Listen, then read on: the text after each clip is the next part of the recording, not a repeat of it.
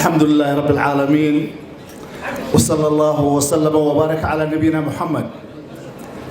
مدحوينها جمهورية الصوماليلاند مدن موسى بيحي عبدي مرتي شرفته kala duwan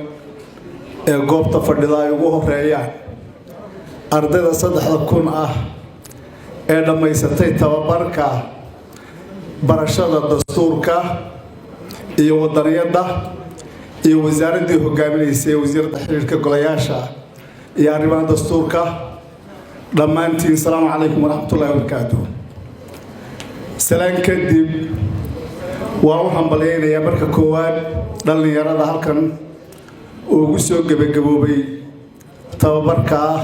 ku saabsan dastuurka iyo wadaniyada waxaan leeyahay hambalyo waana u mahadnaqayaa runtii uguna hambalyeynaya wasaaradda xiriirka golayaasha iyo arrimaha dastuurka barnaamijka runtii howlkarnimada ah ee ay qabteen aad iyo aad baan ugu hambalyeynaya runtii waa arrin lagu farxo in dhallinyaradeenna iyo da'yarteenna aynu ku tababaro oo xilli hore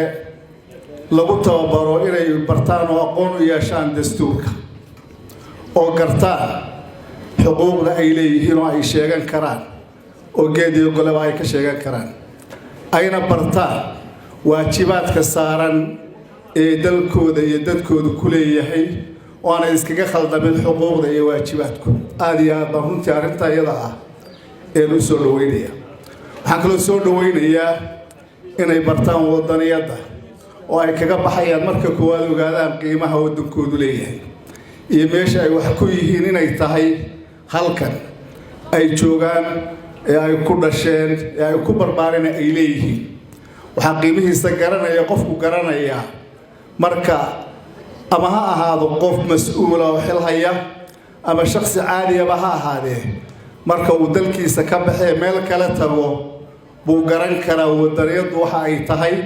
iyo wadanku waxa uu yahay labadaba uu garan karaa waxa runtii aan isleeyahay wax badan baynu kaga baxaynaa in dhallinyaradeennu ay bartaan shuruucda dalka oo ugu horeeyo aasaas u yahay dastuurka oo ka turjumaya shareecada islaamka iyo dhaqankeena suuban aad baynu wax badan baynu kaga baxaynaa waxaynu wax kale kaga baxaynaa iyadana inaynu badanno wadaniyada oo aynu ka baxno marka koowaad hiyikaca iyo hanqaltaaga dibadda iyo wadamada shisheeye iyo waxyaabo badan oo dhibin ugu ah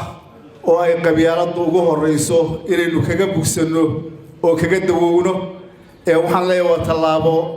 hore loo qaaday waa ku amaanaya wasaaradda iyo xukuumadaba shaqada ay qabteen aad baan ugu amaanaya aad iyo aad baad mahadsantihiin assalaamu calaykum waraxmatullaahi wabarakaatuh